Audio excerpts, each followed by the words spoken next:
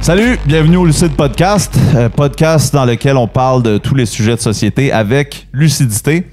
Et dans le fond, je suis avec Joël aujourd'hui. Salut Joël. Salut, écoute, ça va être souvent, d'après moi, des sujets très controversés, connaissant un petit peu ton genre de... Ouais, exact. Pour ceux qui auraient suivi un peu le Lucide Podcast, dans le fond, on a fait un petit peu de vidéos au printemps puis à l'été. Mais là, on recommence complètement le concept. C'est le même nom, mais dans le fond, c'est une nouvelle équipe qui, je pense, va être plus efficace puis va couvrir de ces sujets-là avec une meilleure dynamique et plus en profondeur. Exact. Donc, exact. Écoute, moi, je viens de J&J Podcast. Pour ceux qui ont connu J&J Podcast, c'était avec... mon nom est Joël. Je vais me présenter, premièrement. Donc, j'étais avec un partner qui avait le même nom que moi, Joël. Et puis, on a décidé de split apart. Excusez l'anglicisme, mais mon partner, j'y souhaite le meilleur de tous les mondes. C'est une personne extraordinaire. Sauf que c'est ça, ses ambitions allaient dans un endroit qui s'en allait pas vers la même chose que moi. Donc, on a décidé de mettre ça de côté. Par contre, moi, écoute, comme toi, c'est un petit peu mes ambitions d'avoir un podcast, puis de dire vraiment, d'aider les gens un petit peu à comprendre ce qui se passe dans le monde et de les aider à sortir de la matrice. ouais.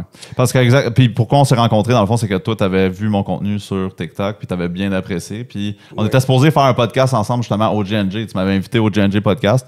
Puis finalement, la semaine d'après, tu étais bien désolé de me dire que ça n'existait plus. Puis j'ai fait comme. Il me semble, ce gars-là, là, on peut faire du bon stock ensemble. Fait que finalement, c'est ça l'histoire, finalement. Fait que ce que je voulais dire avant que tu embarques sur l'histoire, merci Joël de préciser. Dans le fond, moi, j'étais avec un autre host avant. Fait que là, on a repris le nom. C'est le même type de podcast. On va couvrir des mêmes sujets politique, féminisme, relations de couple en 2023. Mais c'est ça. C'est une nouvelle team. C'est un nouveau projet. C'est un nouveau podcast. Donc, je suis bien content de commencer ça avec toi. Puis aujourd'hui, ça va être vraiment un petit podcast un petit peu plus... on va parler un peu de l'histoire de Joël, d'où est-ce qu'il vient. On va revenir un peu sur mon histoire, puis sur pourquoi on a cette mission-là, puis pourquoi c'est important pour nous de parler de ces sujets-là, avec des opinions qui sont pas nécessairement très mainstream. Puis je pense que ça vaut la peine que ce genre d'initiative-là se multiplie pour qu'on puisse entendre un autre son de cloche. Ben exactement. Parce que dans le fond, moi, quand je t'ai découvert, avant de voir tes vidéos, j'avais vu une vidéo réaction à tes vidéos. C'est comme ça que j'ai découvert. Fait que je savais tout de suite qu'il était un sujet controversé parce que quand je voyais des féministes poster des vidéos puis disaient comme ça, c'est le genre de gars qui est toxique, tout ça, puis j'étais comme hey, ça m'est arrivé à moi aussi. On a sûrement le même genre d'attaque par les mêmes genres de personnes. Oui, effectivement. Mais c'est ça. Donc, écoute, je pense que c'est important, comme je disais. Puis là, en ce moment, on n'a pas vraiment de structure. Puis on avait une invitée qui nous a un peu chié dans la pelle à la dernière minute. Fait que bref, aujourd'hui, on est obligé de rebondir un petit peu puis de sortir un peu du frame qu'on avait prévu au départ. Mais je pense moi, je veux que tu me parles un peu de toi, Joël. Écoute, moi, je viens d'un... écoute, j'ai un background qui est quand même assez complexe, mais je ne vais pas trop rentrer dans ma jeunesse. Je vais parler de vraiment mon objectif que j'ai en ce moment avec le podcast. Écoute, moi, je suis une personne qui a beaucoup de vécu. Puis, il n'y a pas tout ce que j'ai fait dans ma vie que je conseillerais aux gens de faire non plus, là. Mais ça m'a apporté... comment je peux dire ça? J'ai commencé à avoir beaucoup de problèmes dans la société qui font en sorte que, quand je regarde le monde, je trouve que les hommes sont faibles. Les femmes ne veulent plus les mêmes choses. Quand je parle des femmes ne veulent plus les mêmes choses, tu regardes un petit peu juste la galanterie. Un exemple très simple. La plupart des femmes ne voient pas la galanterie aujourd'hui comme un plus. C'est comme, OK, tu fais ça, OK, ouais. Ils voient ça presque comme une faiblesse. Puis je suis comme, comment ça, c'est pas une faiblesse, ces affaires-là, puis tout ça. Puis j'essaie de comprendre ce qui se passait un petit peu dans le cerveau des femmes. Puis... Toi, tu parles par expérience, des expériences que tu as eues, que tu as essayé d'être galant avec des femmes, puis elles n'étaient pas très réceptives. Non, zéro. Puis pas juste ça, c'est être réceptif avec un homme qui veut l'aider aussi, qui veut leur bien. Quand tu leur dis, exemple, tu veux pas, exemple, qu'elle sort avec une type de tenue, OK? Puis c'est juste parce que tu sais ce qui se passe dans le monde extérieur. Tu sais que si tu n'es pas là pour la protéger et t'habiller d'une telle façon, tu sais qu'elle peut se mettre à risque de justement des gars qui la regardent tout croche parce que tu sais qu'il y a des gars qui sont vraiment croches dans le monde, tu sais. Puis ouais, je pense que c'est juste certaines femmes vont peut-être mal interpréter le fait que ils vont prendre ça comme un peu du contrôle, mais en fait, c'est juste que tu veux les protéger. Tu sais, le fait que tu te dis, ben, tu iras pas au club sans moi ou, tu sais, ou... Parce que c'est pas nécessairement... Ils ont été conditionnés à penser comme ça. Ils ont été conditionnés à penser comme ça par leur mère, par le système scolaire, de penser que tel type de gars, dans le fond, c'est oppresseur. Puis c'est pour ça que j'ai décidé à partir... au début, j'avais parti de J&J Podcast. C'était pour vraiment aider les gens à comprendre ce qui se passe, puis après ça, de le ramener dans le gros bon sens des choses. Parce que je trouve que la société s'en va vers le contraire du gros bon sens. Puis pas, là, je mets pas juste les femmes là-dedans, les hommes aussi. Les hommes ne prennent plus leurs responsabilités, mais plus du tout. Écoute, juste le meilleur exemple que je peux vous donner, les gars, à cette heure, ils veulent tous que leur femme aille se faire avorter quand ils les mettent enceinte. C'est le plus gros exemple de ne pas prendre ses responsabilités. Oui, exact. Puis ça, ben, c'est pas pour rien non plus qu'il y a une diminution des naissances, tout ça. C'est directement lié à ça, parce que si tu peux le faire, why not? Mais, fait que c'est ça. C'est un peu... Joël puis moi, je pense qu'on s'entend sur bien des affaires. Il y a quelque chose que tu voulais compter au niveau de ça, justement. Oui, écoute, c'est le meilleur exemple que je peux donner. J'ai une copine que je ne vais pas nommer sur le podcast qui travaille pour une organisation que je ne vais pas nommer non plus. Mais c'est sûr que je faisais des posts soit de moi-même ou bien des affaires que je trouvais pertinentes sur TikTok, que je sharais sur les médias sociaux, TikTok ou Instagram. Et puis... mais souvent, ma copine a trouvé ça pertinent. En fait, c'était souvent même elle qui me les envoyait, puis je les repostais par la suite. Souvent, ça venait d'elle. Fait qu'on postait pas mal les mêmes affaires, moi puis elle, sur TikTok puis Instagram. Ben, pas sur TikTok, plus sur Instagram. Puis, évidemment, à un moment donné, elle me taguait. Fait que là, ses collègues de travail sont allés voir. Oh, c'est curieux, c'est qui ce gars-là? Puis là, ben, j'ai été étiqueté tout de suite misogyne. J'ai été étiqueté oppresseur, puis tout ça, parce que j'ai des valeurs chrétiennes. Puis j'ai dit à un moment donné dans une des vidéos que selon mes croyances à moi, quand tu fondes une famille, quand tu fais une famille avec une femme, l'homme doit être soumis à Jésus, puis la femme doit être soumise à son homme. Parce que la femme... Puis le mot soumission, aujourd'hui, c'est tellement quelque chose qui est mal vu. C'est quelque chose qui est très... C'est tellement mal vu. Mais tu sais, une femme qui est chrétienne puis qui est bien là-dedans puis elle sait que son homme veut juste le mieux. Parce que si tu sors avec un gars qui est narcissique, of course que la soumission... C'est pour ça que je disais, si tu sors pas avec quelqu'un qui croit en Dieu, soumets-toi pas à cet homme-là. OK? Si la personne a des bonnes convictions, why not? Ouais, exact. Okay? Mais là, bref, si tu sors avec quelqu'un... Ouais, c'est ça que je veux dire, c'est que si tu sors avec quelqu'un qui est narcissique en bout de ligne. Fait que, bref, tout ce que je veux dire, j'ai fait une story là-dessus. Puis là, c'est ça. Bon, on soit allé voir j'étais qui. Puis éventuellement, il y a quelqu'un qui est rentré dans son bureau où est-ce qu'elle travaille, puis qui a fait comme, écoute, je voulais te parler parce que je veux juste être sûr que tu n'es pas en danger. Parce que je trouve que c'est vraiment genre... il y a beaucoup de red flags, ce gars-là, puis je veux juste être sûr qu'elle était correct, comme si elle était oppressée vraiment, puis était en danger de vie à cause de moi, tu sais, à cause de mes croyances chrétiennes, à cause de mes visions politiques, parce que je pose beaucoup d'affaires de Donald Trump. Ouais. Puis non, ouais, en plus. Puis non seulement ça, je pense que tu m'avais pas dit un peu off-caméra que justement, il allait même jusqu'à se créer ou passer par les comptes Instagram de leur chum pour pouvoir te zioter. Oui, exact. Il y en a qui ont passé par le compte Instagram parce qu'ils savaient que je les regardais, fait qu'ils ont passé à la place par le compte Instagram de leur chum pour pouvoir m'espionner. Là. À quel point vous n'avez pas de vie, sérieusement. Mais bon. Non seulement vous n'avez pas de vie, mais en plus, c'est que tout ça, des gens qui agissent comme ça vient de gens qui se prétendent être inclusifs et tolérants. Mais on dirait que cette tolérance-là puis cette inclusivité-là, c'est bon juste quand c'est la leur, finalement. Juste quand c'est dans leur boîte à eux. Puis, tu sais, je vois pas comment tu peux vivre avec autant de compte. Juste de pas te rendre compte de ça avec un petit 5 minutes de réflexion pragmatique, là. C'est assez... Ben parce que dans leur formation, OK, ils apprennent justement d'être inclusifs avec les nations autochtones.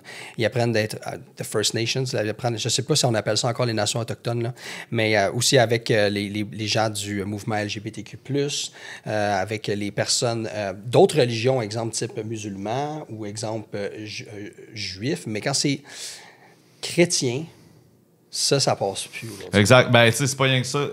La dernière vidéo que j'ai faite sur TikTok qui disait, tu sais, l'atelier de vélo, là, tu sais, que le mardi, l'UQAM va exclure de leur atelier de vélo des hommes blancs, finalement.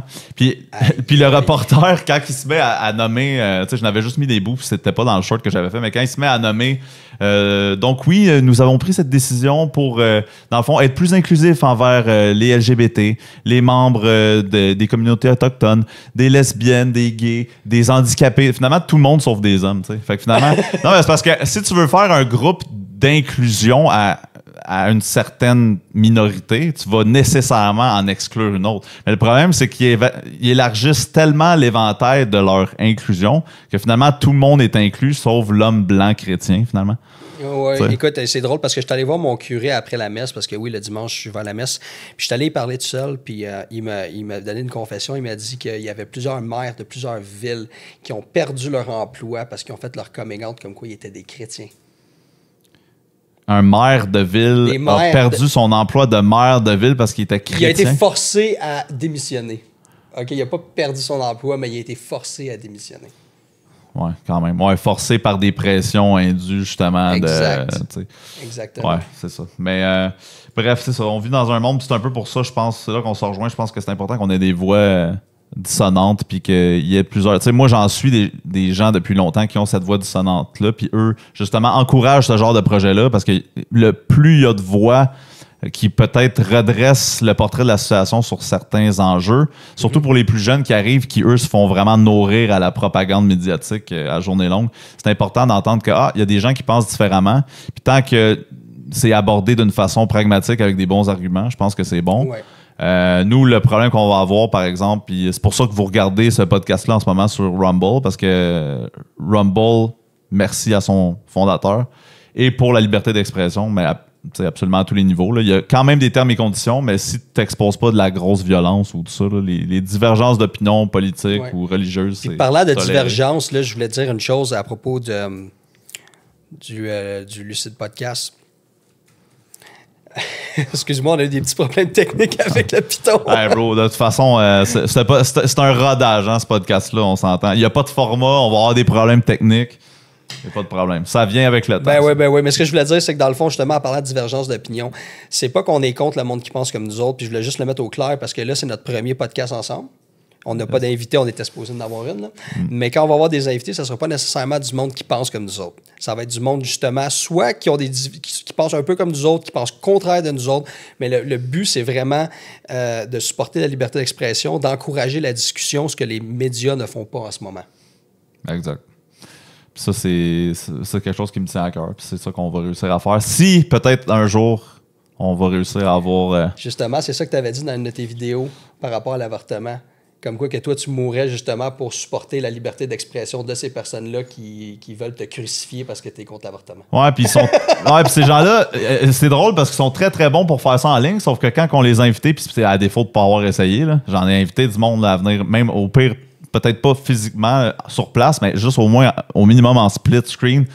Ayons une discussion. Tu sais, tu viens me bâcher sur mes réseaux sociaux, viens jaser avec moi. Ben, la fille, justement. Ça finit tout le temps par te choquer. La fille qui était supposée venir ici, que je nommerai pas, c'est justement une fille qui avait dit ça vous prendrait peut-être une opinion d'une femme sur votre podcast avant de dire des affaires de même. J'ai fait comme, ben, viens-t'en. Puis elle a fait comme, ça va me faire plaisir. Là, après ça, 3-4 fois, elle me dit, finalement, je rentre d'urgence au travail. Tu sais. Ouais, c'est ça. Tu rentres d'urgence au travail. Je vais te dire, c'est quoi qui s'est passé. C'est qu'à la dernière minute, t'as complètement choqué parce que t'étais pas outillé pour faire valoir tes opinions que t'aimes tant faire valoir en texte en arrière d'un ordinateur, mais c'est un petit peu différent d'avoir une caméra dans la face. Fait que ce qui montre peut-être que tes opinions, c'est bien le fun parce que c'est populaire et la société te dit de les avoir, mais quand vient le temps de défendre ces valeurs-là à visage découvert, c'est une autre histoire. Hein? Mais, put water on burning area. Ouais, c'est ça. Écoute, moi, des fausses excuses, hein, c'est sûr que tu as des excuses ou des solutions dans la vie. Puis quelqu'un qui te choque à la dernière minute après d'avoir confirmé 3 fois, je trouve ça inacceptable. C'est pas professionnel. Non, mais c'est arrivé aussi dans le passé, dans le temps que j'étais avec J&J Podcast. Il y a toujours du monde, des fois, de temps en temps, qui, à la dernière minute aussi, ils choquent parce qu'ils ont peur d'être devant une caméra, ils ont peur de ne pas apporter les bons arguments. Mais je vais dire que le 3/4 du temps, le monde qui choke, c'est le monde qui a des opinions à l'opposé de nous autres. Ouais, c'est vrai. Ben, non, mais clairement, nous, on s'en prend plein la gueule, nous, là, avec les opinions qu'on a, parce qu'on a pas froid aux yeux. Puis je pense que les deux, c'est pour ça que la team, elle va être super cool de cette façon-là. Si les deux, on n'a pas froid aux yeux, puis on s'en fout de ce que les gens pensent de nous. Rien à battre. Mais, Puis c'est drôle parce que, tu sais, si tu écoutes la société, c'est nos opinions qui sont comme diabolisées. Fait que c'est nous qui devraient être gênés de publiquement, tu sais, de se montrer publiquement avec des opinions tranchées sur ces sujets-là. Mais finalement, ceux qui sont le plus mainstream, qui sont le plus encouragés, les opinions qui sont le plus encouragées dans les médias, quand toi, tu les as, tu veux même pas les dire devant une caméra, tu sais. T'as tout le monde devant toi. Fait que finalement, c'est comme des... J'ai l'impression que tout ce qui est mainstream, tu sais, les sujets sur l'avortement, sur le LGBT, puis tout ça, c'est comme des buzzwords. Les gens vont à l'université, ils apprennent ces concepts-là, la théorie du genre, tout ça. Ça leur rentre dans la tête. Ils font juste régurgiter ça dans des dîners en famille ou avec les amis le soir, tout ça. Mais finalement, quand vient le temps de t'asseoir alentour d'une table puis d'en jaser avec du monde, c'est comme silence radio, ben raide. Ben moi, Ali, je vais être vraiment honnête avec toi. Moi, je trouve que quand je regarde le monde qui sont à l'extrême gauche, ou ben le monde qui sont, ben pas à l'extrême gauche, le monde qui sont plus de gauche ou plus féministes, plus pro-LGBTQ+, puis qui sont athées, en tout cas, le monde qui sont complètement à l'opposé de moi, je trouve qu'ils sont quand même plus courageux en général que le monde qui sont de notre bord, parce que je trouve qu'on est quand même une majorité silencieuse. Puis souvent, justement, tu parles de souper de famille, le temps des fêtes, puis tout ça, on parle de politique ou on parle de sociologie. Puis quand je les invite à venir sur un podcast, c'est comme « Ah non, j'ai peur de perdre ma job, j'ai peur de faire ça. » Chris, vous voulez prôner la masculinité, mais vous n'avez pas de couilles.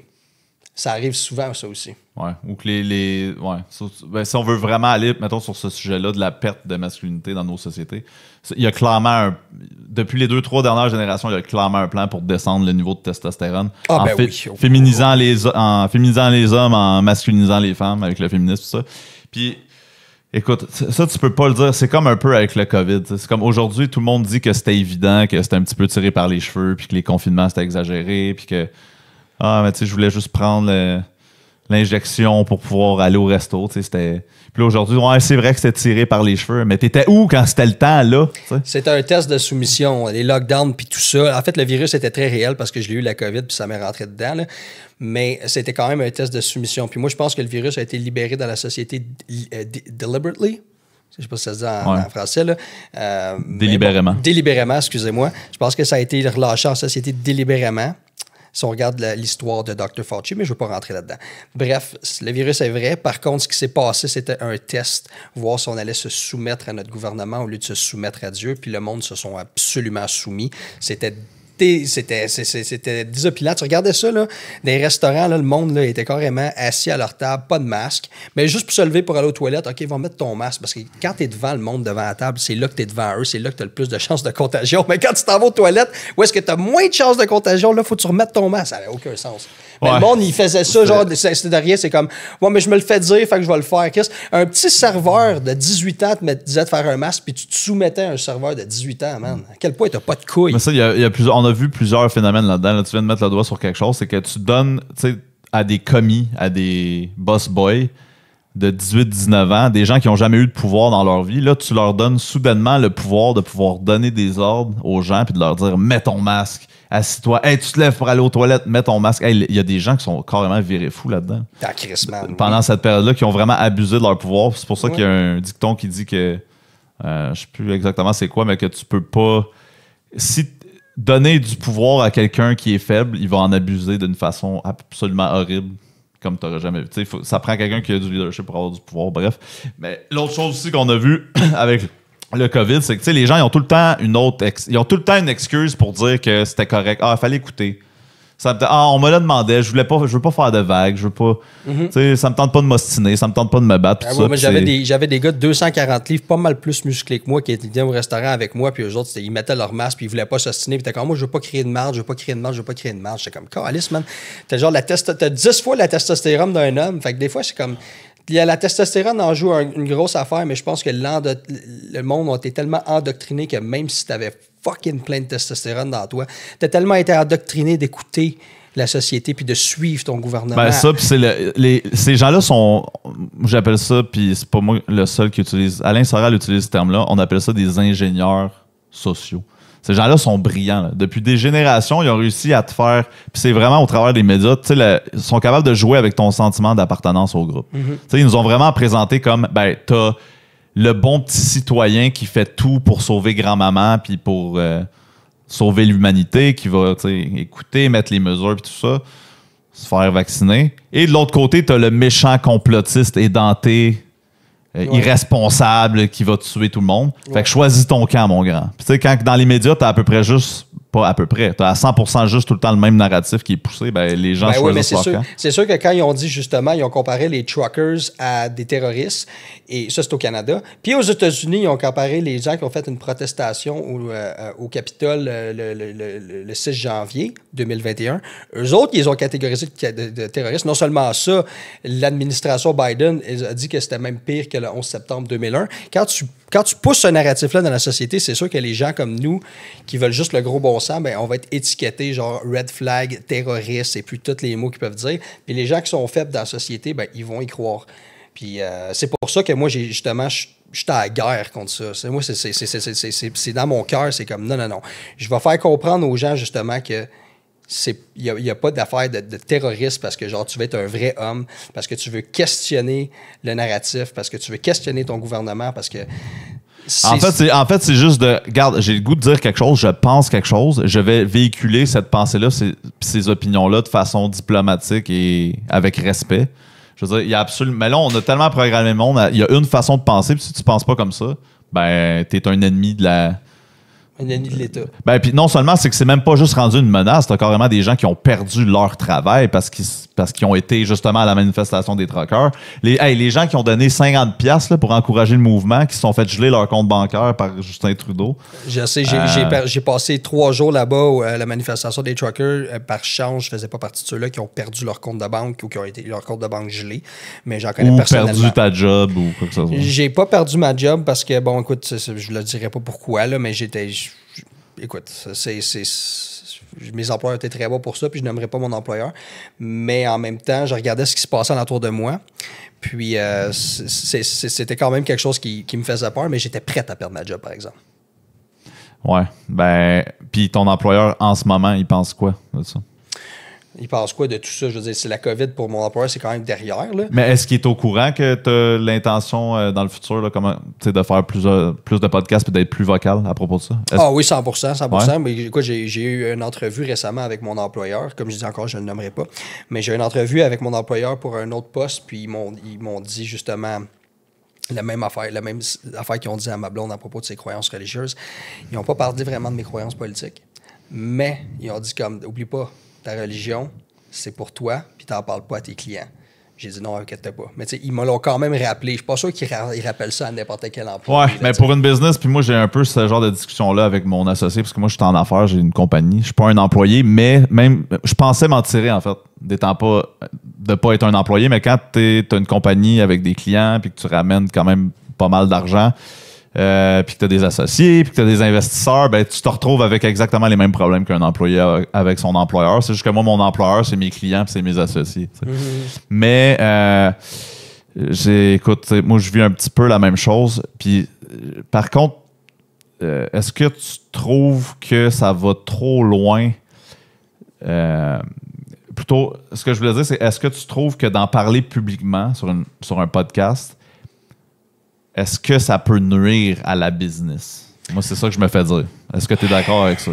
Écoute, c'est sûr que ça peut... Moi, je pense pas que ça peut nuire parce que, écoute, où est-ce que je travaille? Je suis un excellent vendeur, probablement dans les tops. Là. En fait, pas probablement, dans les tops, facile.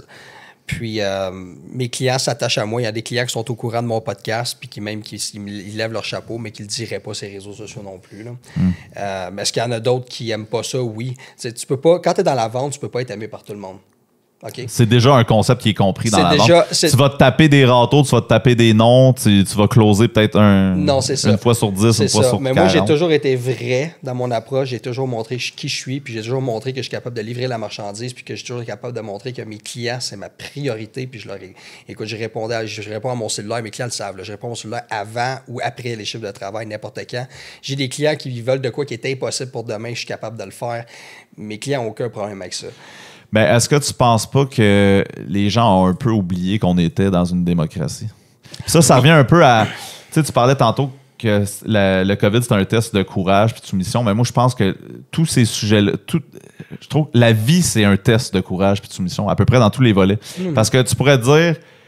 les gens veulent qu'on soit en démocratie, puis dans les soupers de famille alentour des tables vont dire qu'ils sont pour la liberté d'expression, puis on est donc chanceux de pas être un pays du tiers-monde, puis de jouir de la démocratie, puis tout ça. Puis de l'autre côté, ben ils vont aller dire à un de leurs employés, tu sais, tes convictions politiques, tu devrais pas les dire publiquement sur les réseaux sociaux parce que peut-être que ça va. Moi, je m'attache pas, je veux pas que ce soit je veux pas que ma business soit. C'est pas l'image que je veux projeter pour ma business. Right? Écoute, oui, en effet, ça dépend dans quoi tu travailles, mais c'est sûr qu'en général, les gens n'aiment pas ça, le monde qui sont trop vocal sur les réseaux sociaux. Ils veulent pas ils veulent pas associer leur entreprise avec toi, c'est eux autres, surtout c'est eux autres qui n'ont pas les mêmes croyances que toi. Mais en même temps, un employeur n'a aucun droit de te dire quoi faire à l'extérieur du travail. Exact, mais c'est ça. Puis elle a la ligne, justement. Elle a la ligne à franchir ou ne pas franchir. Puis est-ce que, en tant que... Tu sais, je veux dire, un employeur, c'est son droit de te remercier parce que tu es un peu trop vocal sur les réseaux sociaux puis que tu n'es pas aligné politiquement avec lui. Il aurait techniquement le droit de faire ça. Ça, je suis pas mal sûr que... Ça, à la limite, je suis même d'accord. C'est son entreprise. Je veux dire, s'il engage un employé qui est hindou puis qu'il je sais pas, il y a un beef contre les hindous, ben... Je veux dire... Je pense pas qu'il a le droit, honnêtement. Non? Non. Donc, ni pour des croyances religieuses. J'ai pas la réponse. Je suis pas du genre à quelqu'un, mettons, si en tout cas, ça serait pas très... Si j'ai pas le texte de loi devant moi... Ça serait pas très inclusif, en fait. Ça serait pas... Mais en fait, je pense qu'ils ont juste un peu... Puis je sais un peu c'est quoi, c'est que tu peux engager... Tu sais, moi, je suis un employeur, puis je peux engager du monde qui ont à peu près toutes les croyances. Moi, personnellement, ça me dérangerait pas si j'engageais, disons, une féministe, puis qui était partout sur les réseaux sociaux à déblatérer son idéologie féministe. Ça me dérangerait même pas. Ça te rapporte de l'argent. Tant que tu fais ta job comme faut, tant que, je veux dire, les rapports sont faits puis que la job est faite, tu peux être féministe, handicapé, homme blanc, femme racisée. Tu pourrais même être trans, là, si j'ai une compagnie puis tu me rapportes l'argent puis tu te bats contre les droits des trans, je m'en calisse. Si tu fais de l'argent pour moi, t'es bon pour ma compagnie. Moi, j'ai aucun problème avec ça. Donc, c'est qui les plus inclusifs? Ceux qui se battent pour l'inclusivité à longueur de journée ou... l'ennemi de ceux qui se battent contre... Ouais, dans ton analogie, ça serait l'ennemi, mais on est-tu vraiment leur ennemi, tu sais? Parce que finalement, les plus moi, quand j'engage, je regarde pas ta race, je regarde pas ton sexe, jamais. Tu sais, les femmes programmeurs sont rares. Puis on en a une sur une équipe de 5, puis il y a une autre fille qui fait de l'admin. Okay. Mais je l'ai passée en entrevue, j'ai fait faire un test, elle était super bonne. C'est même c'est une des meilleures dans l'équipe. C'est même des meilleures avec qui j'ai connu des gars qui travaillaient pas autant aussi bien que ça. Non, elle est à son affaire, elle code super bien, elle est tout le temps disponible. Mais les gens doivent comprendre qu'il y a une différence entre des statistiques de sociologie chez certains individus puis les résultats qu'une personne va apporter. Ce que je veux dire par là, c'est qu'admettons, tu fais une statistique, admettons, dire comme, OK, dans telle région du monde, il y a tel groupe de personnes, que ce soit du monde, que ce soit un groupe religieux, que ce soit une race de couleur de peau, que ce soit telle affaire. De faire une analytique, OK, c'est comme, OK, mettons, tu t'en vas dans telle affaire, il y a un type de personne qui commet plus de meurtres. Ça, c'est une analyse, puis il n'y a rien de raciste en faire une analyse. Tandis que tu engages, admettons, quelqu'un qui fait partie du groupe qui est supposé être moins bon selon les analyses, qui est supposé être moins bon en informatique, puis cette personne-là, ça donne que c'est la meilleure en informatique, ben tu l'engages quand même. Mais c'est parce que le monde ne sont pas capables de dissocier les deux. Non, mais puis en fait, tu vois, moi, ils en font des statistiques là-dessus, puis moi, honnêtement, je m'en fous. Je regarde ton CV, je te passe un test, puis si tu fais la job, je t'engage, c'est tout. Mais si, mettons, dans la statistique, je veux dire que les femmes, en général, sont moins bonnes là-dedans parce que statistiquement, c'est un fait. Ouais, mais je me fie pas à ça. Mais c'est elle la meilleure dans toute ton équipe, tu vas l'engager, je me fie pas à ça, exact. Mais c'est pour ça que moi, ça me fait vraiment rire. Là. Puis je me suis fait traiter... Avec le contenu que je fais sur les réseaux sociaux, je me fais traiter de misogyne. Je me fais traiter de raciste, je me fais traiter de... masculin toxique, je me fais traiter de tout et non par du monde qui se prétendent justement être les guerriers de l'inclusivité puis des social justice warriors. C'est un terme un peu 2017. Mon point, c'est que ces gens-là ont probablement jamais été dans une position où ils engagent. Puis probablement que ces gens-là ne m'engageraient pas moi à cause de mes opinions politiques. Mais moi, c'était ça le point avec la femme musulmane programmeur que j'ai engagée dans mon équipe. Je l'ai engagée parce qu'elle était bonne. J'ai pas vu sa culture, je l'ai pas discriminée en fonction de quoi que ce soit. Sauf que eux qui me traitent de raciste ou de misogyne toute la journée ne voudraient pas travailler avec moi. Fait que c'est un peu le monde à l'envers. Les gens qui se prétendent être contre la misogynie, le racisme, sont les plus racistes et les plus misogynes ou les plus... Oui, ce que tu veux. Exactement. Mais en fait, j'ai remarqué une affaire, le monde qui sont le plus victimes, qui joue le victim card souvent, que ce soit au niveau des Antifa, Black Lives Matter, que ce soit le mouvement féministe, que ce soit LGBTQ, ceux-là qui vont dans les manifestations, souvent, c'est le petit peuple, justement, qui n'ont pas d'ambition. Puis j'ai un de mes amis, puis je l'ai mentionné sur un autre podcast que j'ai fait, qui est noir et homosexuel. Très important, les deux. Il coche les deux minorités, lui. Ouais. Là, il coche des causes, Faudrait juste mais qu'il il est soit aussi handicapé. multimillionnaire. Ouais, faudrait juste qu'il soit handicapé. En plus, là, il est aussi avoir, multimillionnaire, puis il vit au Mexique, il va se reconnaître. C'est un de mes très bons amis, puis écoute, ce gars-là, pour vrai, là, il n'a jamais été dans une manifestation LGBTQ, il trouve que c'est déplorable. Il n'a jamais été dans une manifestation Black Lives Matter parce qu'il ne veut pas être vu comme une victime, il veut être vu justement comme un individu, comme n'importe qui dans la société. Fait que lui, il ne veut pas être il veut pas dire comme « Hey, voilà, je suis une minorité », il n'en a rien à foutre, lui, il veut faire de l'argent. Ben, puis de toute façon, anyway, là, tu vois bien que le racisme systémique, c'est vraiment un mythe, ça n'a pas lieu d'exister. Là. Je veux dire, est-ce que genre, des Noirs qui se promènent en Mercedes, j'en vois tout plein? Là? Lui, c'en est un. Alors, lui, je pense que c'est des Audi, mais en tout cas. Ben bref, tu comprends le point dans le sens que on est dans une société raciste puis de prétendre ça de l'Occident puis surtout du Québec, c'est vraiment culotté. On a vendu ce mensonge-là aux gens. On a tellement vendu ce mensonge-là pour qu'ils ont qu'ils besoin soient de des réparations victimes, pour qu'ils soient des victimes, pour qu'ils aillent justement manifester dans les rues. Exact. Puis qu'au lieu de travailler fort, de prendre responsabilité sur leurs actions, de se dire, hey, je suis dans une société, la société la plus libre et la plus inclusive, c'est vrai, là, au Québec.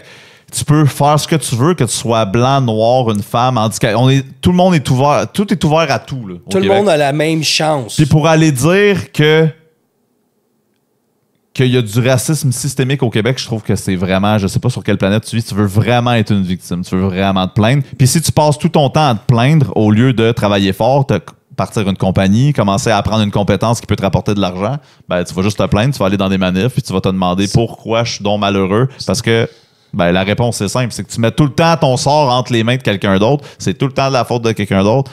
Puis, habituellement, quand c'est tout le temps de la faute de tout le monde sauf toi, ben, habituellement, c'est qu'il faudrait que tu te regardes dans un miroir. Exactement. Écoute, tu as mis le doigt sur le bobo. On a mis le doigt sur le bobo parce que, honnêtement, c'est exactement ça. Puis ça, c'est pas juste selon ta race, aussi selon ta religion, selon... tu as la même chance si tu es, si t'es homosexuel, bisexuel, transgender, whatever, tu vas avoir la même chance. Mais si je peux faire une parenthèse, par exemple, pour les trans, là, vu qu'on parle, tu vas avoir la même chance, là, il y a une affaire, par contre. Si t'es trans puis tu vas compétitionner dans dans la natation pour les femmes, une affaire de même, là, tu donnes pas la même chance à tes compétiteurs parce que t'as pas les mêmes chromosomes, OK? Tu décalisses, man. Ça, c'est l'autre d'affaire qui me fait capoter. Tu sais, ma soeur est ultra féministe. Je t'aime, ma soeur, mais là-dessus, on s'est jamais entendu. On est comme vraiment à l'opposé. T'as bien commencé, tu as dit que tu l'aimais au début. Good job. Non, mais c'est sûr. Écoute, parce que moi, je suis... En tout cas, bref. Je peux être pas d'accord avec toi puis t'aimer quand même. Là. C'est pas une... ouais. Il y a des choses qui se discutent. Puis je trouve que, justement, le monde est tellement déchiré sur des conneries. Pour moi, ça, c'est de être ennemi parce qu'on n'est pas de même opinion. Pour moi, c'est une connerie. Bref, je digresse. Mais, tu sais, elle a de la misère... Tu sais, parce que c'est là, dans la société, bon, on a poussé le féminisme. Ma soeur est comme 100% UQAM, power, tout ce qu'on lui a mis dans la tête à l'université, elle l'a. Tu sais, féministe à côté. Tu chum avec la fille de l'UQAM, là? Quoi son nom déjà, la fille de l'UQAM? Ah, le Gummy Bears. Ouais, la Gummy Bears! Non, je pense pas. Elle n'a pas été à l'UQAM, mais c'était bref, juste pour dire qu'elle a pris le chemin de l'université, puis habituellement, c'est les gens qui sont le plus brainwashés, ceux qui vont à l'université. Mais bref, mais là, elle a comme eu un petit glitch d'accepter que ça n'a pas de sens. Parce que là, t'avais le féminisme au début. Là, il y a le transgenrisme. Puis là, t'as des Lia Thomas, c'est comme un genre de dude de 6 pieds 3. T'sais, avec un esti dans son maillot, il y a un esti de bulge en plus. Le gars, il n'y a rien d'une femme. Là, t'sais. Zéro. Genre, puis là, il était 400e dans la compétition de natation masculin. Là, il s'identifie comme une femme. Il arrive dans la compétition féminine. Il est rendu premier. Puis, tu sais, je parlais de ça à ma soeur. Puis, j'ai quand même, mais tu trouves pas que, mettons, si tu es une féministe puis tu te bats pour le droit des femmes, ça devrait te déranger qu'un homme se prenne pour une femme puis clenche toutes les femmes qui ont tout sacrifié dans leur vie pour faire leur sport puis arrive premier tout d'un coup comme ça. Puis tu vois qu'elle a une... Parce que c'est... Dans la société, c'est mal vu de critiquer les trans. Hein? C'est ça qu'on nous apprend à la télé, à l'université. Il faut être inclusif envers ces gens-là. Elle a fait un error 404. Là. Ah, il y a genre une erreur 500 là, dans sa tête. C'est comme... Je suis comme, OK, ben là, c'est vrai que ça n'a pas d'allure, mais la société dit que je vais être une transphobe si je dis ça. Fait que là, il y a comme un court-circuit. Ouais, c'est ça. Mais c'est quoi qu'il y a de mal à dire non, ça n'a pas de sens? T'as shaké, tu sais, comme dans la matrice, on pluguait en arrière, t'as shaké son tube en arrière. Ça shaké, elle a fait. Non, mais c'est parce qu'il n'y en a pas de. C'est logique. Non, ça n'a pas sa place des hommes dans des compétitions féminines. On peut-tu le dire, Calice? Non, ça a juste pas sa place. Que même une féministe devrait accepter, concevoir ça. C'est la première chose qu'on devrait changer, ça. Puis c'est le gros bon sens. C'est comme les femmes, vous voulez vous battre pour vos droits. La première chose que vous devez changer, c'est ça. Puis aussi les salles de bain. Faut en parler, ça aussi. Là, je m'excuse, là, mais moi, là, je suis pas papa. Et le jour que je vais être papa puis que j'aurai une petite fille, si je sais qu'il y a une salle de bain qui inclut les hommes biologiques qui vont aller dans la même salle de bain que ma petite fille, man, I'm gonna fucking lose it. Parce que comment tu peux ne pas prévoir qu'il va y avoir de l'abus avec ça? Tu sais, il y a comme un esti gros pervers qui peut se dire « Ah ouais, je peux aller mater des petites filles dans la toilette des filles juste en m'identifiant comme une femme. » Ben, la plupart d'entre eux, vraiment, c'est des narcissiques. Justement, ils n'ont rien gagné, justement, dans le département des hommes, mais ils ont décidé de devenir une femme pour gagner, pour... Justement, ça, c'est le vrai exemple de patriarcat, là. En passant, si vous voulez vous battre contre le patriarcat, commencez là. Mais ça, c'est le meilleur exemple. Tu veux commencer, tu sais, ces hommes-là, premièrement, vous vous battez contre des hommes qui sont supposément narcissiques. Toxic masculinity goes with narcissism, right? Donc, vous vous battez contre ça, mais il n'y a pas plus narcissique qu'un homme qui devient une femme, justement, pour démolir des femmes. C'est dégueulasse. Genre, t'étais 400e, là, tu compétitionnes avec des femmes, t'es premier, puis tu te sens bien, toi. Tu montes sur le podium, médaille d'or, là, tu te sens mort, là. T'es fier, là, de ça, là. Puis, man, sérieusement, moi, je pense que toutes ces affaires-là, c'est ultra médiatisé aussi, juste pour nous jouer dans la tête, puis juste pour, encore une fois, on parlait de perte de temps puis de victimisation, mais il y a aussi l'inverse, il y a aussi de, tu sais, vraiment trop s'en faire avec ces sujets-là. D'autres, c'est cool parce que c'est le genre de sujet qu'on parle sur le podcast, mais pour moi, c'est comme, tu sais, il y a des gens, tu vois, comme il y a une fille, je me rappelle plus son nom, la sportive, celle qui se bat contre Lia Thomas, justement. Elle qui a perdu le titre. C'est quoi son nom? La petite blonde, là. Elle est rendue super, super vocale sur les réseaux sociaux. C'est quoi son nom? Riley Gaines. Exactement. Merci, B.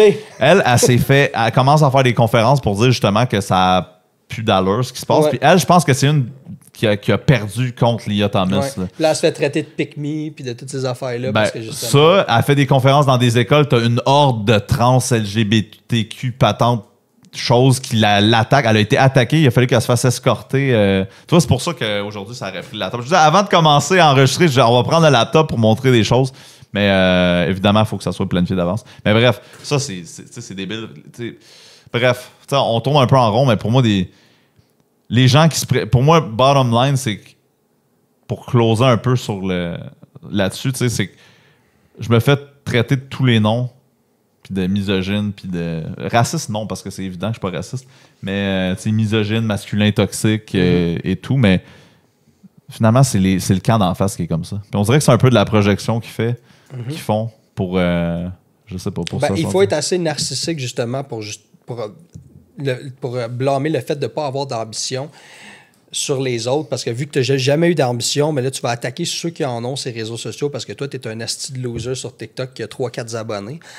Puis tu vas commencer à faire des posts, là, puis à faire des reshares. As-tu vu qu'est-ce qu'il a dit? Puis ce monde-là sont tellement épais, puis ils se rendent pas compte que nous autres, on devient fameux à cause de vous autres. Hein? C'est à force de poster nos vidéos, puis à poster ça à vos amis. As-tu vu qu'est-ce que lui a dit ici, puis à faire des vidéos réactions, puis tout ça? Comment vous pensez que je l'ai trouvé, lui? C'est avec une des vidéos réactions que vous avez faites de lui. Exactement. C'est même pas c'est ça, c'était pas mon vidéo, c'était pas l'original, c'était carrément quelqu'un qui avait fait un stitch pour Après ça, j'ai trouvé ton vidéo justement qui parle de l'avortement. Puis j'ai trouvé que c'était ton plus pertinent de la gang. Fait que là, j'ai fait comment je t'ai écrit. Je me sens que j'avais répondu à ta vidéo. Je me souviens plus, là.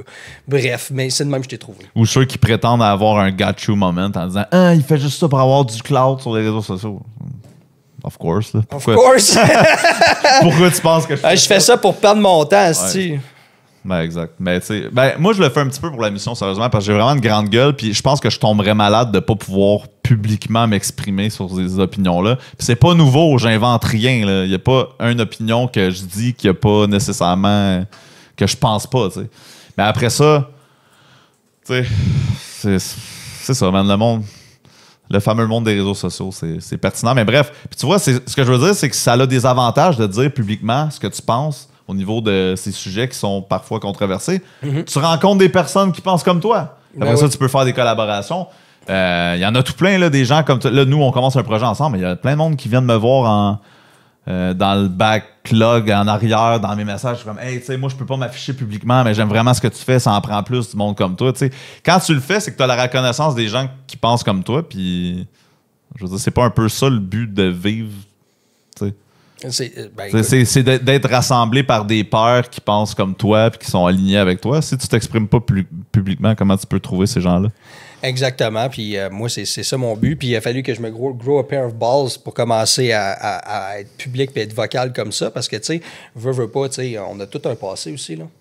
Puis quand tu commences à être une personnalité publique, ce que le monde a peur, c'est que c'est comme tu te blackmail à propos de ton passé et des affaires comme ça. C'est que tu n'as même pas besoin d'être une grande personnalité publique connue non. à la Guillaume Lepage. Non, maintenant, vraiment que tu as fait une ligne de poudre à quelque part, le monde le savent. Là, fait que ce que je veux dire, c'est que juste être public sur les réseaux sociaux puis dire je trouve que l'avortement, c'est mal. Maintenant, c'est rendu un sujet pour te faire perdre ta job. Là. Non, c'est ça. Mais moi, c'est parce que ce qui a fait que j'ai commencé, c'est que j'ai perdu la peur, justement, de me faire blackmail. Quand j'ai commencé à faire mon premier podcast, ou peut-être mon 2 ou 3e, parce que je l'ai rencontré un petit peu après, j'ai dit à ma blonde, j'ai dit, je vais te dire tout ce que j'ai fait dans mon passé, mais en détail, de A à Z. Si tu veux t'en aller, parce que tu n'es pas capable d'accepter, genre, que j'ai un passé, je vais comprendre, mais j'ai dit, ça se peut que ça se retourne contre moi à un moment donné, ce que j'ai fait, juste parce que je deviens une personnalité publique, puis à un moment donné, peut-être qu'il y avait une personne avec moi qui a fait le party, puis qui fait comme, hey, je vais essayer de tirer un peu de cash de ce gars-là, ou whatever, tu sais. Fait que j'ai tout dit à ma blonde, j'ai dit à mes proches, puis j'ai fait comme, regarde, ça, c'est quoi que j'ai fait dans le passé, comme ça. Maintenant, j'ai enlevé toutes les munitions, justement, au monde qui peuvent m'attaquer dans le futur. Ça, c'est une affaire à faire, t'as pas le choix. Ben, puis je pense que c'est ce qui... Pour moi, c'est... Être un homme qui se respecte, c'est être un homme de conviction puis qui n'a pas peur que malgré tout ce qui va t'arriver, tu restes droit dans tes bottes puis tu n'as pas peur de justement dire ce que tu penses. Mais il faut faire attention parce que dans le mouvement Red Pill qu'on suit beaucoup parce qu'on écoute le Fresh and Fit, là, ils vont dire souvent tu dis jamais à une fille que tu parles jamais de ton passé, tu parles jamais de ça. Mais si tu deviens une personnalité publique, au contraire, t'es mieux de le faire, man. Ouais, parce que ça, au moins, ça, c'est réglé, c'est out there, il n'y a pas de surprise. Tu le mets ça à la table, il n'y a pas de surprise, puis tu dors la conscience tranquille, parce qu'une conscience tranquille, pour vrai, ça n'a pas de prix. Ben, je pense que il n'y a personne de parfait dans la vie. Je pense que les femmes apprécient les hommes qui sont straightforward aussi. Ouais. Ouais, que, 100%. Si tu as l'impression que ton homme est transparent et qu'il ne te cache rien...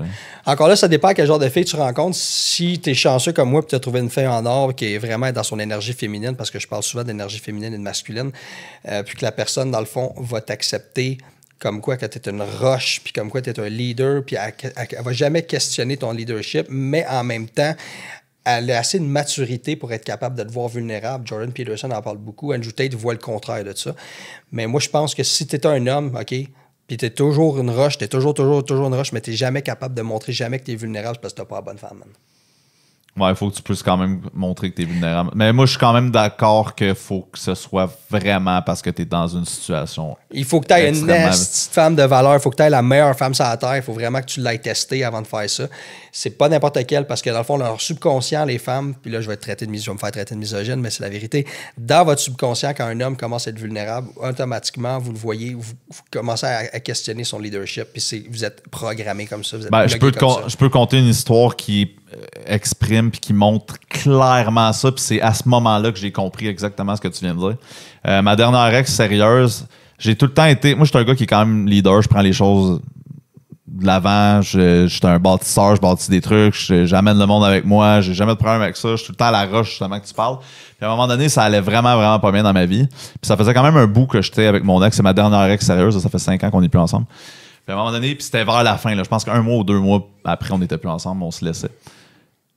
Ça allait vraiment, vraiment pas bien dans ma vie. Puis elle revenait de voyage avec sa mère, puis j'étais vraiment au bout du rouleau. Je buvais beaucoup dans ce temps-là. Je travaillais beaucoup, mais je voyais pas le bout. Puis ça allait vraiment, vraiment pas bien. Puis je me suis effondré devant mon ex et sa mère. Le visage qu'elles m'ont fait, là, elle me regardait comme... C'est comme, Chris, on est tellement pas habitué de le voir. En 5 ans, on l'a jamais vu de même. Je me suis effondré en larmes. Ils ont jamais vu ça. Elles savaient pas comment réagir. Puis dans les deux, et la mère et la fille, j'ai vu dans leurs yeux qu'elles avaient perdu respect complètement envers moi. Ben ça, c'est exactement où est-ce que je veux en venir. C'est que quand tu es une femme de valeur, ça n'arrive jamais. Ça n'arrive jamais, jamais, jamais, mais sont rares. Ils sont de plus en plus rares parce qu'ils ont été comme... C'est dans leur subconscient depuis une très jeune âge que, tu sais, comme un homme de valeur, ça doit être une roche tout le temps. Mais pourquoi vous pensez que la majorité des hommes au Québec se suicident? Parce qu'il n'y a personne, justement, qui s'ouvre. OK? Fait que vous êtes un petit peu... Les femmes, quand vous ne maturez pas par rapport à ça, vous êtes un petit peu responsable de ça. Puis l'affaire, c'est que, tu sais, tout le monde combat des démons. OK? Puis des fois, ça build up, parce que nous autres, les gars, on est out there, puis on prend la pression sociale de justement toujours être des providers, des protectors. Puis surtout quand on est vocal, on sait qu'il y a du monde qui nous déteste, puis tout ça. Fait que t'as besoin d'avoir une femme qui est capable de prendre ça une fois de temps en temps, puis de dire quand même, aujourd'hui, je file pas, tu sais. Je vais quoter un gars qui s'appelle Sean Whalen. Je sais pas si tu as déjà entendu parler de Sean Whalen. Non, je connais pas. C'est une personnalité publique aux États-Unis. Il fait partie justement de... Sa compagnie s'appelle... Lions Not Cheap. Le nom d'Andy Gros. Lions Not Cheap. Puis lui, c'est un gars, il a plein de guns. Tu vois, c'est un mâle alpha. Il est super bâti. Puis il a une belle femme. Puis il aime ça show off. Puis tout ça. Puis... de la façon qu'il parle aussi, tu sais, comme il prend tout le temps accountability. C'est un peu comme un Andrew Tate, un petit peu, là. Mais à un moment donné, il a dit, dans un podcast, il a dit, les femmes, il dit, vous devez prendre la maturité d'être capable d'embrasser la vulnérabilité des hommes. Il a dit, parce que peu importe le compte de banque de ton homme, le nombre de veines qu'il a, c'est la grosseur de ses biceps, sa grosse barbe, son pick-up, à quel point il est gros, combien de guns qu'il possède, tout ça. There's always a little boy inside of him. Puis si tu n'embrasses pas ce petit gars-là qui est à l'intérieur de ton gars, si tu n'es pas capable d'avoir la maturité de faire ça, ben tu ne mérites pas un homme comme ça. Ouais, mais je pense qu'il faut quand même doser parce que ça dépend. Si tu montres de la vulnérabilité une fois de temps en temps, je pense que ça peut aller. Puis les femmes devraient être capables d'encaisser ça. Ouais, mais je peux complètement d'accord, par exemple, que si tu passes ton temps à te lamenter puis à brailler. Ça, c'est de la faiblesse. Ouais, il y a une différence entre la faiblesse et de la vulnérabilité. Il y a une grosse différence entre la faiblesse et la vulnérabilité. Quand tu prends de la pression sociale, parce que tu es un gars qui travaille fort toute ta vie, puis tu es un gars qui a des principes, tu te bats pour tes principes, excuse-moi, tu as de la pression tous les jours, tu as la pression à ramener l'argent, puis tout ça, puis une fois de temps en temps, tu as juste besoin de t'ouvrir. Mais ça, c'est de la vulnérabilité. Mais quand tu chiales tout le temps, c'est la moindre petite chose, tu te fais attaquer tes sentiments, tu commences à pleurer, tu as peur tout le temps qu'elle te laisse parce que tu es un simp, tout ça, c'est de la faiblesse. Ouais, puis elle serait pas avec toi de toute façon en premier lieu. Anyway, mais c'est parce que c'est le genre d'attitude qui fait en sorte que tu finis par te faire crisser là par à peu près n'importe quel type de femme. Anyway. C'est parce que tous les grands hommes, même les plus riches sur la terre, éventuellement, ils vont arriver puis ils vont avoir un breakdown. Ça va mal aller dans leur vie. Ils vont être sur le bord de la faillite. Ils vont tellement avoir de pression. Les banques vont courir après. Ils ont déjà eu leur bateau. Tout ça, ils étaient obligés de vendre leur bateau. Fait que ça fesse l'ego d'un homme, ça, d'être obligé de vendre ton bateau puis tout ça. Mais ça se peut qu'à un moment donné, comme tu as fait, ça se peut qu'à un moment donné, tu l'échappes puis tu commences à broyer. Ça, c'est de la vulnérabilité. Ta femme est supposée être là, faire comme, hey, sais-tu quoi? Même si on aurait à dormir en dessous d'un fucking viaduc, je serais là à tes côtés. Si ta femme n'est pas capable de faire ça, mon gars, là, Chris, là, man. Ben, tu vois, moi, malgré tout ça, parce que j'ai vécu ça, si j'ai vraiment à... Puis c'est jamais réarrivé que je m'effondre à ce point-là. Si ça l'a à réarriver, je vais le faire devant un de mes chums de gars. Bien avant de le faire devant ma femme. Je veux pas montrer autant de je respecte ta décision, mais c'est là qu'on est en désaccord. Moi, je pense que vraiment, si t'es une femme de valeur, si ton ex était une femme de valeur, elle n'aurait jamais fait ça. Ouais. Puis après ça, c'est à savoir, peut-être... Regarde, je suis pas ouvert. Peut-être qu'avec la bonne femme, ça va pouvoir se faire à un moment donné. De toute façon, moi, c'est pas quelque chose. C'est pas quelque chose. Tu fais pas partie des ambitions de faire ça. Mais de toute façon, c'est une affaire qui arrive une fois aux 5 ans, anyway. Fait que c'est pas comme si ça arrive. Non, mais c'est que les hommes, souvent, on n'est pas des robots, on est des êtres humains. N'importe quel grand homme peut tomber. T'sais, Elon Musk, demain matin, là, mettons, il a une de ses entreprises go down, là, il est fait. Là. Fait que c'est ça l'affaire. Ouais. On est des humains, man. Même quand t'as fucking $1 milliard dans le compte de banque, t'es un esti d'humain, man. Ouais, mais moi, je pense que... je continue à penser qu'il faut quand même que tu restes cette roche-là pour ta femme. À tout prix. Écoute, ça se peut. Comme tu dis, on est humain, mais... En tout cas, comme je disais, Moi, de vraiment, mais en tout cas, je sais pas si tu comprends à quel point j'étais pas beau à voir. Là. Genre, moi, je vais j'étais dans être une situation où est-ce que je veux plus jamais me voir comme ça de tout le restant de mes jours. Moi, Ça je vais se être peut que ça honnête, pendant réarrive. la COVID, je me suis tellement battu, j'ai pas porté un masque une calisse de fois dans aucun supermarché. Je disais que j'avais une condition médicale. Je me battais, j'allais dans toutes les estimes de J'étais un peu comme manifestations. toi, là, J'ai j'ai été fait au ça. Truckers Convoy. Puis je vais être honnête avec toi, à un moment donné, c'est de l'ouvrage tout le temps, justement. Rapporter de l'argent, mais aussi te battre pour la démocratie, puis te battre pour la liberté d'expression, te battre pour le droit de, justement, genre, de continuer à vivre si tu ne es pas vacciné. Puis à un moment donné, c'était épuisant, tout ça. Puis je te dis, à un moment donné, ça m'est arrivé, la même chose que toi, j'ai crack down, je me suis mis à broyer, puis j'étais épuisé, mon gars. J'étais plus capable. J'ai fait devant mon ex, puis la même affaire, elle a perdu respect pour moi, man. Mais c'est quand Mais j'étais dans toutes les manifestations à me battre. Puis tu sais, c'est ça être un homme, c'est que tu te bats pour justement les futures générations. Ouais, mais tu dis. Ouais, c'est parce que tu dis, ouais, mais si t'as vraiment la bonne femme, tu sais, elle va accepter ça. Mais c'est tout le temps une affaire de probabilité versus les possibilités. Parce qu'elles sont biologiquement programmées pour être turn-off par un gars qui tombe qui s'effondre en larmes comme moi j'ai fait. Puis, Chris, que j'étais pas beau à voir. Fait que si. Moi, je fonctionne plus au niveau des probabilités. T'sais. Il y a c'est plus probable que ma blonde perde 100% respect envers moi si elle me voit vulnérable. Tu l'aimes bien Myron Gaines? Ben oui, certain. Myron Gaines, il a dit ça à un moment donné, il a dit « You have to teach her to be a good girlfriend ». Ouais, c'est sûr. Exactement. Mais de toute façon, c'est pas... Même être vulnérable devant que ce soit ma blonde ou que ce soit n'importe qui, faut vraiment, vraiment que ça aille vraiment pas bien. Puis je vais vraiment choisir la personne à qui je vais en parler dépendamment du problème. T'sais. Parce que c'est pas tout le monde qui peut t'aider non plus avec n'importe quel problème. Non. Si d'un, tu t'effondres en larmes comme une bitch devant ta blonde pour un problème qu'elle peut pas t'aider à régler. Non. Mais c'est pas que tu veux qu'elle t'aide à régler un problème, c'est juste ça. Elle veut juste que à t'épauler puis à t'offrir c'est juste qu'à t'épauler, du elle fait support. comme que je suis fier de toi, je sais que tu travailles fort, je sais que tu te bats pour les droits et libertés de tel ou whatever. Mais ça, elle devrait faire ça un peu à tous les jours. Puis elle dit, je veux que tu saches genre que moi, je vais toujours être là, puis je vais croire en toi, puis tout ça. Si tu veux pas qu'elle t'aide à trouver une solution à un problème, j'ai jamais demandé, exemple, à une de mes ex ou même ma blonde à laquelle j'ai en ce moment de m'aider à trouver une solution à aucun de mes problèmes. Mais c'est moi qui va trouver la solution. Mais ça revient toujours à ce que j'ai dit, man. Une femme, une bonne femme, là, je vais être traité de misogyne encore, mais il faut que tu la coaches à être une bonne femme, puis il faut que tu lui fasses comprendre son subconscient. J'ai fait ça avec ma blonde. Au tout début, j'ai fait comprendre que son subconscient va faire telle affaire, puis des fois, il faut que tu te battes. Tu as certaines envies qui seront effectivement et objectivement pas bonnes pour toi, parce que moi, je le sais, puis c'est pour ça que je vais te le dire. Exactement. Puis c'est des choses que les hommes, on pense pas à faire nécessairement, parce qu'on a peur justement d'être contrôlant, mais ça, c'est parce qu'on a été programmé à penser comme ça. Que ce soit mauvais puis que ce soit du contrôle, mais en fait, c'est de la protection. C'est de la protection, tout simplement. On protège nos blondes, nos femmes contre eux-mêmes, contre nous-mêmes, contre la société, parce que... Qui veut les amener vers des directions tellement toxiques. Ben oui, le meilleur exemple, c'est, mettons, les amis des filles. Quand tu regardes tes amis, quand tu sais que c'est des mauvaises influences, puis tu te dis, écoute, j'aime pas trop ça que tu sois ami avec elle parce que je sais qu'éventuellement, si on a une chicane, tu vas y parler puis elle va te monter contre moi ou l'affaire la même, c'est pour la protection du couple. Mais les femmes, en général, trouvent que c'est du contrôle. Moi, jamais ma blonde, elle me dirait c'est du contrôle. Si je te dirais, hey, telle personne, fais attention, là. Elle ferait comme, hey, je te fais confiance. Je fais confiance à ton leadership. Pourquoi? Ben parce que j'ai jamais prouvé que mon leadership était branlable. Puis là, une personne, un homme doit prouver que son leadership était branlable. Si tu t'en vas dans un party, là, puis tu commences à faire le party avec du monde, puis tu vois que le monde sont shady, tu vois que les filles sont en train de te cruiser, puis tout ça, puis ta blonde est là, puis ta blonde, vu qu'elle veut pas être contrôlante, elle sait qu'elle est dans son énergie féminine, puis là, elle te laisse faire. Elle va pas venir te voir, puis tu es comme, hey, je pense qu'on est dans un mauvais entraînement, on devrait partir. Non. Elle va te tester, par exemple. Elle n'est pas dominante, elle va attendre, elle va observer. Puis si elle voit que tu ne prends pas le leadership de dire comme, sais-tu quoi, c'est un mauvais environnement, on va y aller. Si elle voit que tu restes là, elle va commencer à questionner ton leadership. Ça, c'est une affaire que vous ne comprenez pas, les gars.